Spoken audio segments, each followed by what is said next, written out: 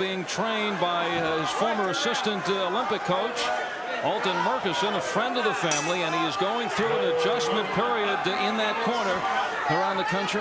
And Roy Jones was my pick from the '88 Olympics to be the best of the professional fighters. I think he has the charisma and the ability to do great in this sport.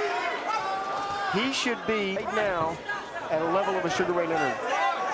In 4 years since the Seoul Olympics, he has had 18 professional fights.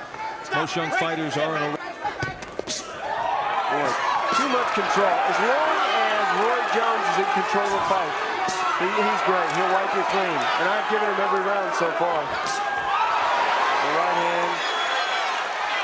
And it's easier to hit the big target of a body compared to a little target of a head.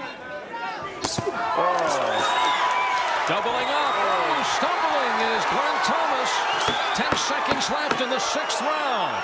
Closing in Roy Jones, who cannot be saved by the bell. And now Thomas giving some of it back to Jones as they exchange in the final seconds. And he's following those instructions well. Now at the end of that last round, another element that I believe Roy Jones is the next Sugar Ray Leonard. You see the charisma that he had at the end of that last round, how he was playing to the crowd. Very few fighters have that charisma that the crowd can sense. They can feel it if you have it. And it's something that you cannot learn. And even in the Castro fight, he hesitated throwing that hand. That may be the problem here. Throws it there, straight right. Inside a minute to go in the 8th round. Pace slowing down. There have been a few flurries.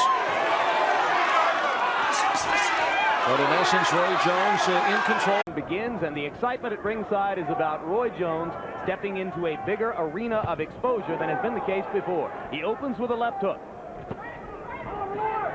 It's dangerous, Jim. If you get caught in the middle of leading with one of those right hands, then you can go yourself. But right now, Harris is not really fighting offensively at all. Another solid left hook, and again, Harris is standing up on stiff legs. Jones is showing some patience here, Gil. Well, we may be seeing the star of the future. A right to the body and a left hook. Percy Harris taking a lot of punishment early in the fight. He made it into the 10th round to very hard punching Lamar Park.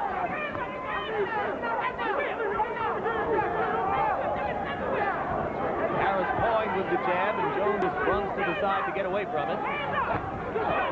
Another left hook. That one landed up under the neck.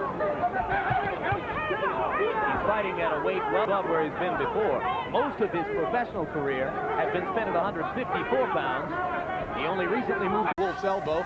Now he lands with an overhand right.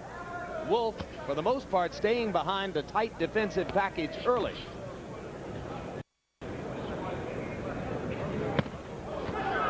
Short left inside, and Wolf is stunned. And the right over the top, and now Wolf is holding on. Glenn Wolf has never been knocked down, but he's probably never been in against a 160-pounder with the power of Roy Jones.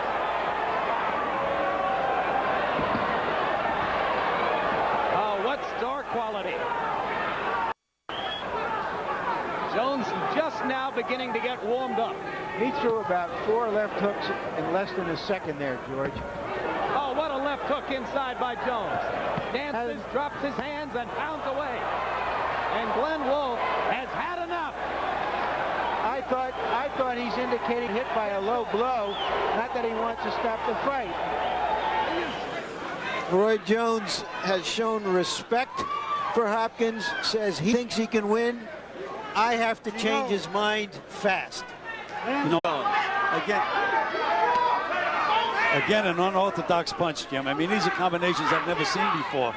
And Roy Jones, with that tremendous talent and quickness that he has, negates a lot of that stuff. And he makes these moves so naturally. He jumps in with punches, I mean, which is a no-no. If he ever gets nailed jumping in, they'll be counting 10. But he's so quick. I'm sure that Hopkins has never been in the ring with a guy like Roy Jones. Jones lands a left hand in close as Hopkins chases him to the ropes. Certainly more powerful blows so far have been landed by Jones, and Gil, he threw a body punch. Another couple of body punches. But you notice, Jim, that Hopkins, again, with his good fundamental defense. Well, Jones turned south moment to give Hopkins a different look, but didn't throw a punch from that stance. Now he's back to his conventional stance and back to the right-hand leads. And Hopkins now has a swelling under his right eye. Solid punches by Jones. And Hopkins is committing the same sin that Jones commits. Every time he throws a jab, it's short. He tries to get away at the same time he's throwing the punch. And Jones is starting to counter more effectively off the rope skill. Yeah, Hopkins threw a right hand, and Roy, an orthodox guy, and hits him 2 or 3 in a row. We may see some funny things happen. Left hand by Jones. Hopkins smiles. Usually that means the fighter is hurt a little bit. Jones talking to referee Steve Smoger, asking him to ask Hopkins to let his right hand go. Smoger did nothing, and eventually Hopkins stepped away. Right cross lands solidly on Hopkins' chin.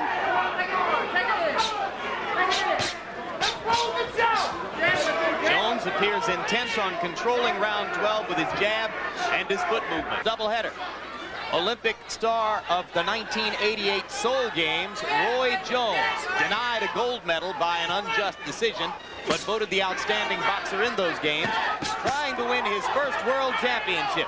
The vacant IBF middleweight type bout has done nothing to dilute the excitement potential for a championship fight upcoming. The crowd has retained all of its potential enthusiasm. That's it, fellas. That's it, fellas.